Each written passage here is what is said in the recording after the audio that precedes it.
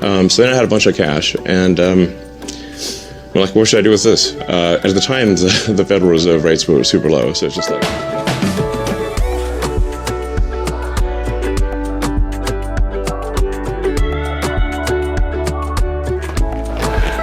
Good morning, good afternoon, good evening, wherever you are watching me from. Hey, if we haven't met, my name is Kelvin Perry. I'm so excited to bring this series that I'm running on YouTube, How to Build in Zambia While Living in the Diaspora. I think that, you know what, let me tell you a secret. I actually watch the videos myself, and I find them to be quite interesting, and I hope they are blessing you as well. But before I ramble on, hey, thank you very much. We finally made it to 1,000 subscribers. Thank you very much to everybody that is part of this community, everyone that sends in comments, and you know what, your words, your engagement, your comments do actually encourage me, because sometimes I think, you know what, am I doing the right thing here, or is anyone watching what I'm doing? But hey, thank you very much. And I will always say this: if you need anything to do with construction, get in touch with me. I am a quantity surveyor and I've been in the industry for quite a long time. I know a lot of people might not know what a quantity surveyor does. I promise I will get a quantity surveyor on the show to basically explain what we do and what value we can add to your building back home while living in the diaspora. Right.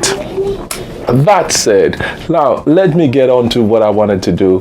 Now, I was watching this video on YouTube and I thought, you know what, this looks like a very good video to share with everyone. I know this series is about building back home. It's about building back home, and I think if you've seen, I actually talk about building back home, investing back home. And I thought, you know what, let me just get on to this. When I was growing up in Zambia, I actually was taught this, and I know for most of the people that have grown up in Zambia or in Africa, you've been told, you know what, when you grow up, what you want to be, we talk about being a doctor, being a pilot, being all kinds of professional jobs that we can think of. And the key was to go to school. People will say, and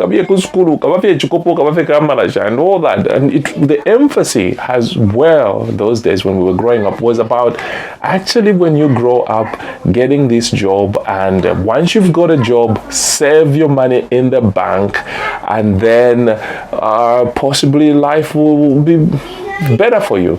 But I think over the period of time, I think as we evolve and as we move on, we've now realized that actually there's more to actually having a successful life. And I thought to myself, why not share a video of somebody that is actually made it, somebody that was born in Africa and is actually the richest man on planet Earth, and this is Elon Musk. I think we can learn one or two things from what he had to share, and I will come back and basically just sum up what he's going to talk about. So here we go, and let's watch this together. By clinging on to the stock and not paying taxes. So I held a Twitter poll to say, what do you guys want? Should I sell, 10% of my Tesla stock or not? I'll buy by the results of the poll. And that's like 60% of people said, yeah, you should sell 10%. So I did. So then I had a bunch of cash, and I'm like, what should I do with this? At the time, the Federal Reserve rates were super low. So it's just like sitting in the, your checking account? Well, in the T-bill account, right? Yeah. Money market account, whatever. The whole banking thing is a whole separate subject. I know it's a little thing or two about finance, so then I'm sitting with this money in the account. It's earning less than the rate of inflation. So the rate of inflation is much higher. So we got high inflation. I'm earning peanuts in the money market account. Well, this is dumb. I'm getting like minus. Yeah, it's just evaporating. Yeah, I'm getting minus like 6 or 7% return here, maybe worse. And so then, it's like, what stock should I buy? And I believe in buying stocks of companies where you use the product.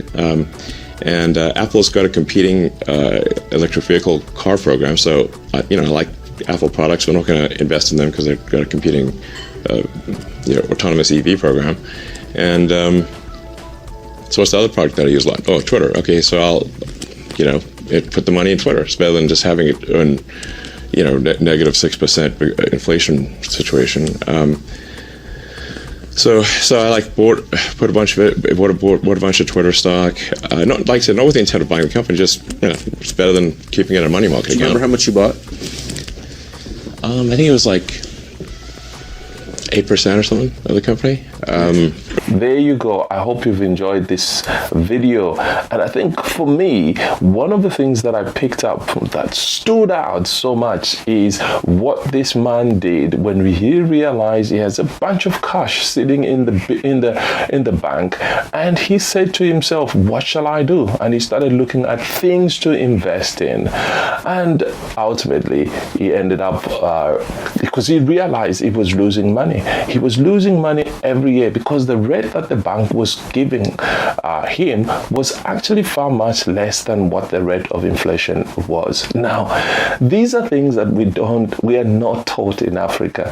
Did you know that every year, because of the rate of inflation, every year you are becoming poorer and poorer? And I've said this several times, and I've said several times on this channel, possibly maybe not emphasize why it is important for us to look for things to invest. Now, we are not taught these things. We are not taught. For instance, pocket of cement was 66 kwacha. Within 2 years, that doubled. How many people would have their salary double or go up at the rate of inflation? Very few. So what that means is you are becoming poorer and poorer every year. You will never get out of it, because that's what we've been taught. We've been taught, go to school, save your money, and then once you've saved enough, you can go and build your house, or you can go and do something. You can never do it, because obviously the rate of inflation will outrun your money, or the rate that you will get from the money market or from the bank. So now, 3 things that you are doing by investing back home. 1, you are making sure that you have a place that you can go to when you decide, all right, enough is enough, let me go home. You are not going to go home and stay in somebody's house or renting, because rent is very expensive, and that will be a drain on your pocket. What you need is a peace of mind. So you go to your own house. You are doing that by building back home. The second thing that you're doing is obviously you are creating what they call passive income. You are creating some income.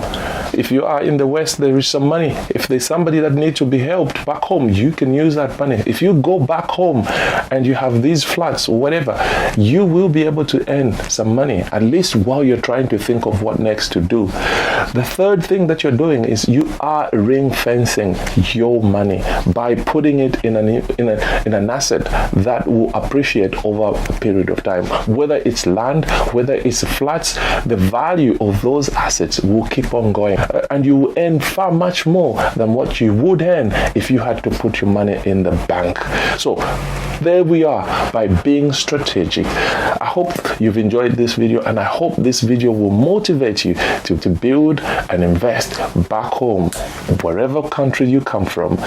So please don't forget to hit that like button, subscribe. Our next goal is to get to 2,000K. So let's do it. I know we can do it. God bless you.